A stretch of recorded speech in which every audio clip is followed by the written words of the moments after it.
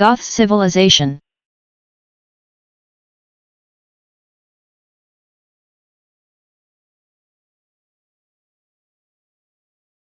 Strengths.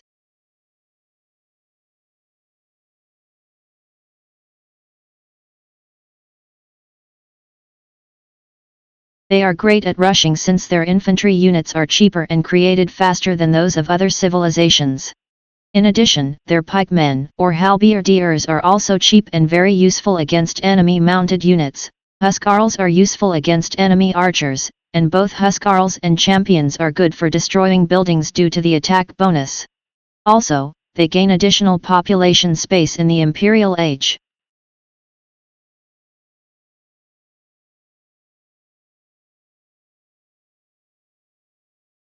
Their unique unit, the Huskarl, is an infantry unit that is almost immune to archer fire and deals a lot of anti-archer damage. They are also fast and can be created from Barracks with Anarchy. The Goths already have a 20% bonus in Barracks production speed, and they get another 100% boost with Perfusion, one of their unique technologies. This allows the Goths to rapidly produce an army of infantry and can overwhelm an opponent with sheer numbers. The fact that they can produce an infantry army much faster than others also means opponents can be unprepared to fight off a massive attack. If an attack fails, they can rebound very quickly, especially with the help of conscription and perfusion, and have a massive army again before the opponent can recover, assuming they have enough resources. Because of their ability to rapidly train a large number of soldiers, the Goths are quite powerful on death matches, where the large amount of resources gives them a distinct offensive edge.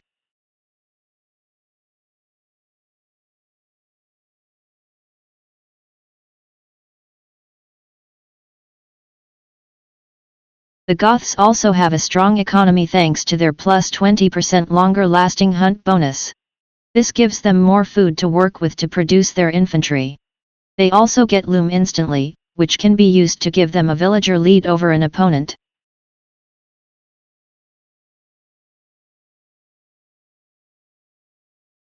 The Goths have a fairly versatile tech tree, allowing them to counter many enemy strategies with mediocre counter units, knights, e.g. Fermanagh, hussars, hand cannoneers, bombard cannons etc., at worst. This can help deal with otherwise troublesome enemy units or exploit a weakness of an unbalanced enemy composition.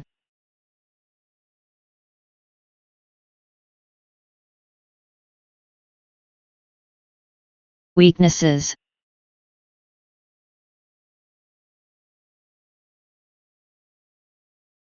The Goths have arguably the weakest defenses of any civilization in the game, as they cannot build stone walls or upgrade their towers beyond watchtowers. They can only rely on palisade walls and watchtowers for defense.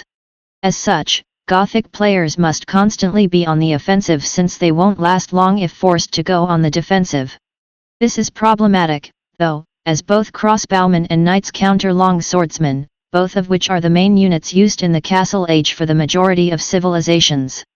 This is compounded by the Goths having less than stellar crossbowmen and knights.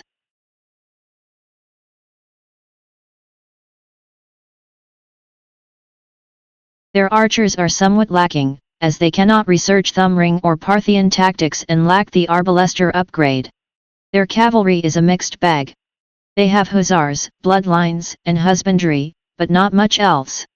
Their siege line is also lackluster, lacking the siege onager and siege ram upgrades, in addition to not having siege engineers. Enemy siege onagers are a major threat to the Goths, as they heavily rely on massed infantry.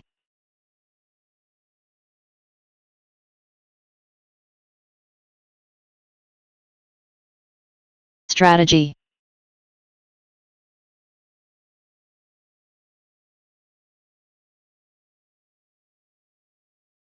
The Goths are arguably at their strongest in the early game, as this is when they can take full advantage of their cheap infantry. The flush itself is a standard infantry flush, although they can field far more troops for a comparable price, and they have an attack bonus against buildings. Their hunt bonus furthers this, giving the Goths more food that can be used either on infantry or technologies. One must remain careful not to overcommit, as the opponent can respond with archers which, while slow to get rolling, can force the Goths on the back foot.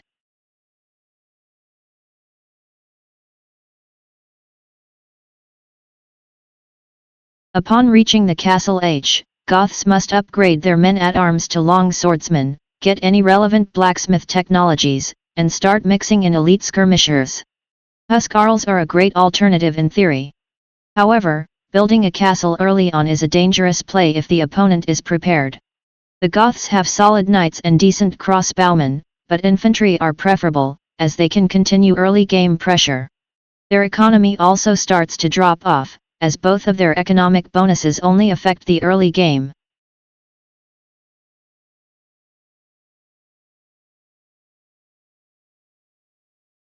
Most of the Goths' late-game power comes from their ability to spam a large number of infantry units thanks to their cheap cost and reduced creation time.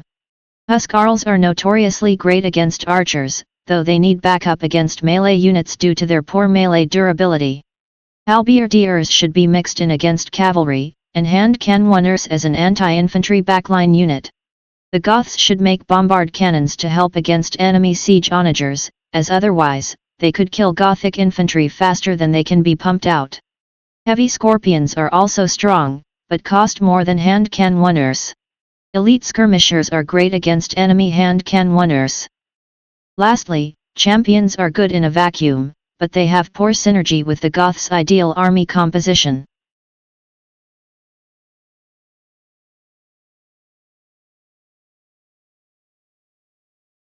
Goths have a reasonably good navy, only missing dry dock and elite cannon galleons.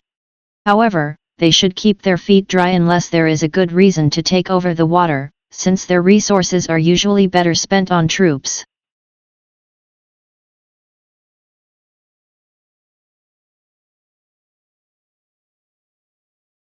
The Goths are very map dependent. They are better on maps with a lot of hunt and slash or where the players start very close together so they can lame enemy hunt, kill it with villagers to make it decay, and have a powerful drush.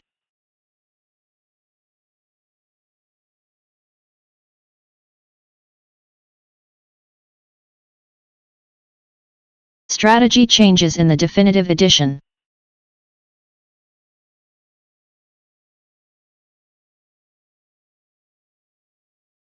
The Goths do not get the supplies technology.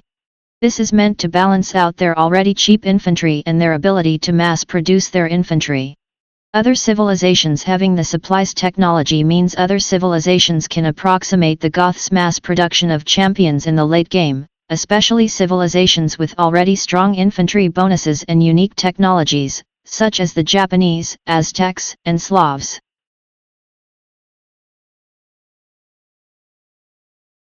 With update 35584, they are now able to perform a very potent militia Dark Age rush, as their discount bonus now applies since the Dark Age.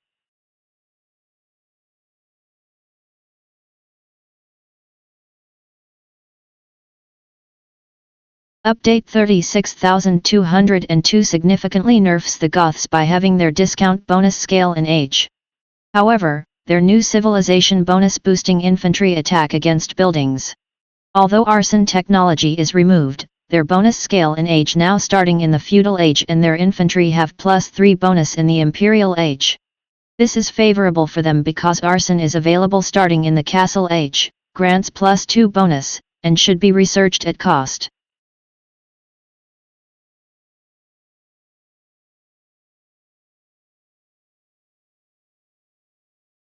They receive free Loom in update 36906, allowing the Goths to produce more villagers in the Dark Age and save more gold for their militia Dark Age rush.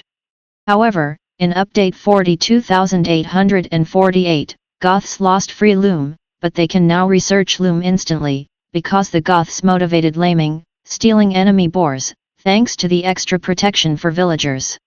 It also allowed them to make up to 6 militia for rushing in the Dark Age without mining gold, which was widely considered unfair.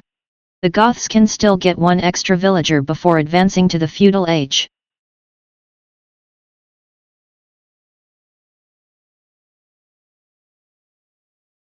Alliances.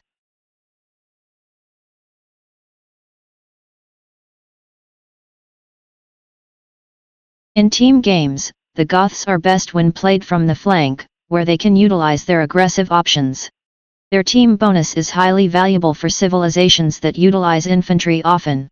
They appreciate ranged support the most, particularly from siege.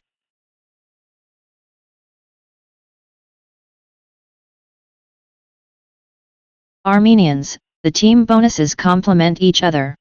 The Armenians provide all infantry on the team +2 line of sight, while the Gothic team bonus of better work rate for the barracks will help the Armenians train and research their earlier champions and halberdiers. The Armenians also have good archers and defenses and are valuable on naval maps, which are departments in which the Goths struggle.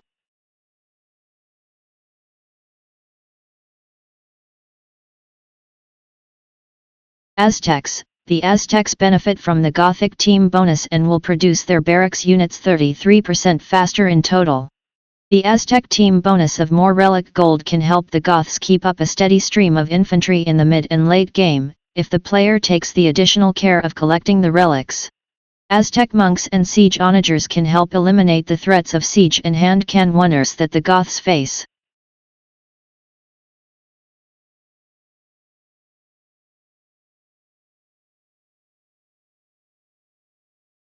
Bulgarians, their militia line upgrades automatically and gains +5 melee armor after researching baganes.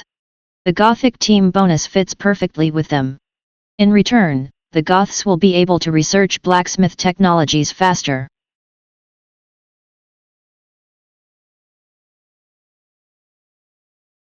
Burmese, they reveal and share the exact locations of relics at the beginning, so any near the Gothic bases will be theirs for the taking. In return, the Burmese get a boost to the production of attack-enhanced infantry hordes.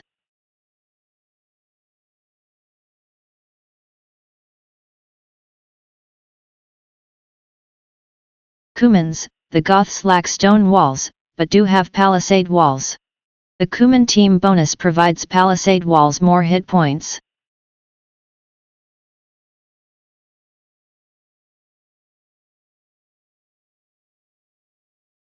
Celts, the faster Celtic infantry can be spammed faster with the Gothic team bonus.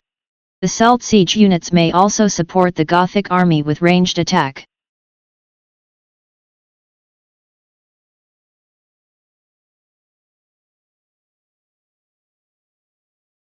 Dravidian barracks technology's cost is halved, making the Gothic team bonus highly valuable.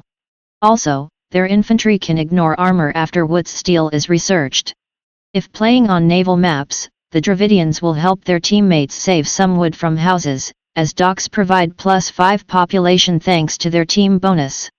The Dravidian siege units and elephant archers can support their Gothic teammate with ranged attack.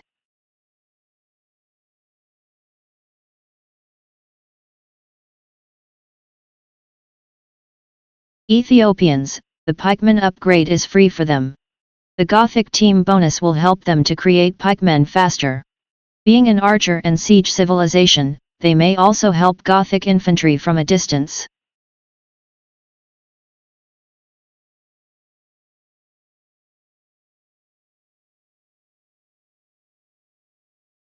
Incas, the Incan extra food from the starting llama can boost a Gothic rush, and the Inca have a multitude of good infantry options, that also cost less food, to utilize the Gothic team bonus.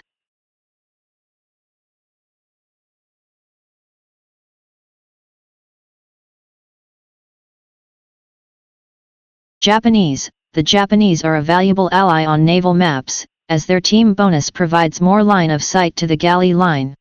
They can make great use of the Gothic team bonus, as their infantry attack faster.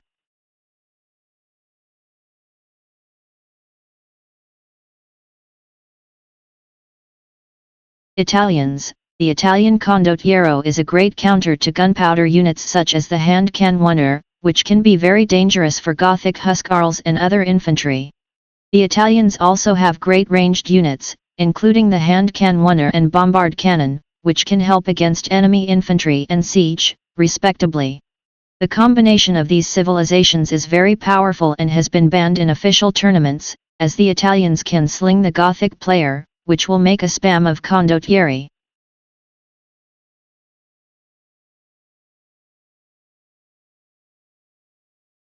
Malay. A Malay ally grants Gothic docks a line of sight boost that allow them to build solid coastal defenses and fast response garrison fleets to counter naval invasions effectively, in exchange for abilities to swarm their opponents with their mass-producible infantry hordes, particularly after forced levy has been researched. The Malay also have a decent selection of ranged units, notably arbalesters and bombard cannons.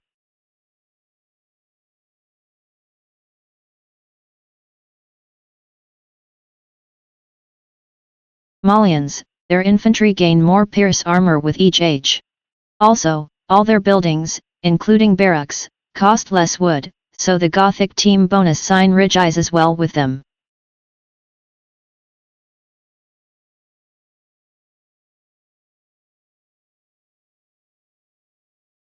Romans, their better armored infantry, particularly their legionaries, benefit from the Gothic team bonus. The Romans can also support Goths with top-tier scorpions.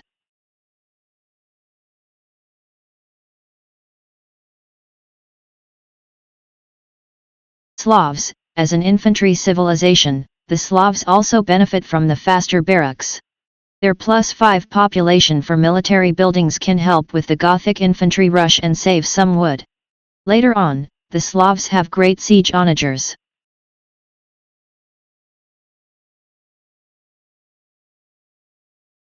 Teutons, their barracks units have more armor, so the Gothic team bonus is valuable. In return, Gothic units will resist conversions better. Their unique units also somewhat complement each other, as Teutonic Knights have a high melee armor, but low pierce armor, and the Huskarl is the opposite.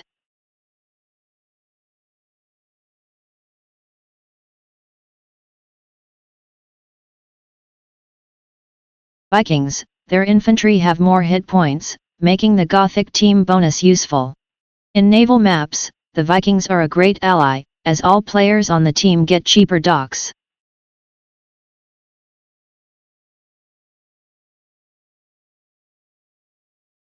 Advantages vs other civilizations.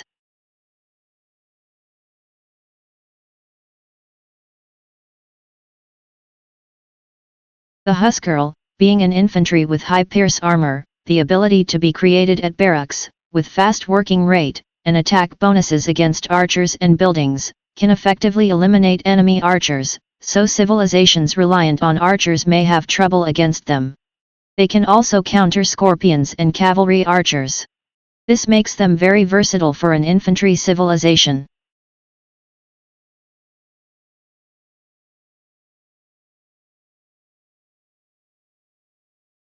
As their halberdiers are cheaper and are created extremely fast, after perfusion is researched, they are better suited to counter cavalry, as they can outnumber cavalry contingents, so cavalry-based civilizations will have trouble against Goths. This also gives the Goths an advantage at trash wars against civilizations that have weak skirmishers.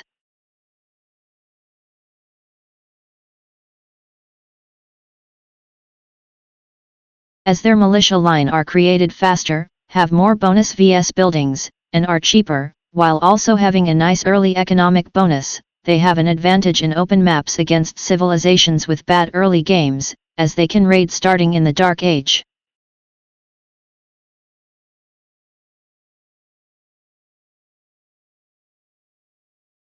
Disadvantages vs other civilizations.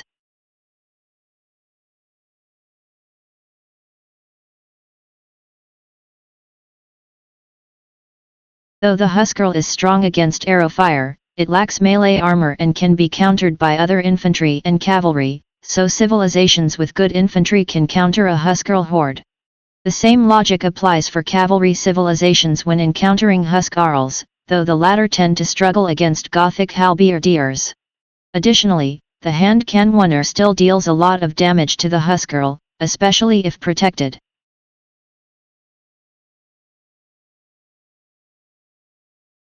Aside from the drawbacks the Huskarls have, as the Goths rely heavily on spamming masses of cheap infantry and not on strength or resilience, other infantry civilizations may be a problem for Goths, especially before the Imperial Age, as in the previous ages, they don't have perfusion or hand cannoneers.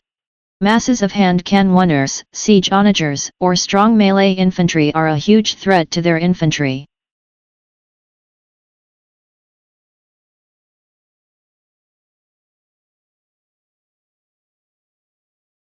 Their defenses are very weak, with no guard towers or stone walls, so they struggle to repel an attack against themselves, or resist raiding.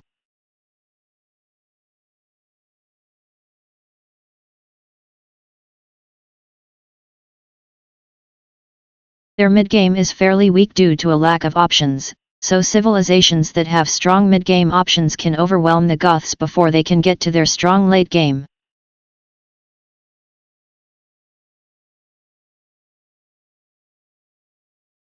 As the team game meta traditionally consists of a combination of good archer civilizations and good cavalry civilizations, the Goths can struggle to find a niche, especially when playing ranked with a random teammate.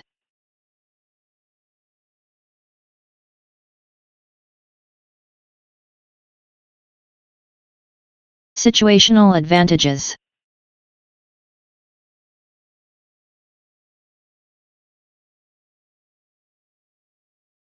As their hunters carry more meat and they have a bonus vs boars, the Goths have a distinct advantage on maps where they can find more huntable animals than normal, particularly maps where they can find more than 2 boars, or their equivalent, near their town center, including Yucatan, Valley, Scandinavia, and Black Forest.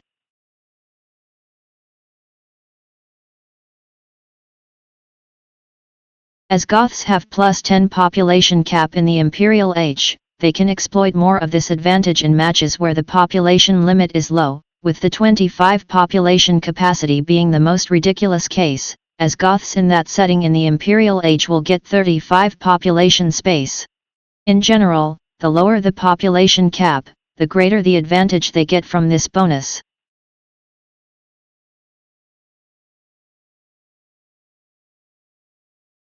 In maps like Arena and Fortress, as there are pre-deployed stone walls, Goths technically overcome one of their weaknesses as they cannot create stone walls. Also, in Fortress all players start with a barracks so Goths can start spamming infantry from the beginning of the match.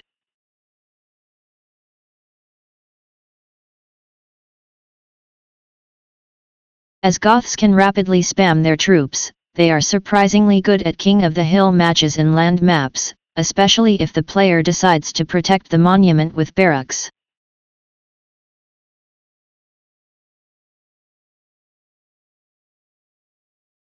Thank you for watching the video. Please give me a like or follow me so I have the motivation to create more new videos.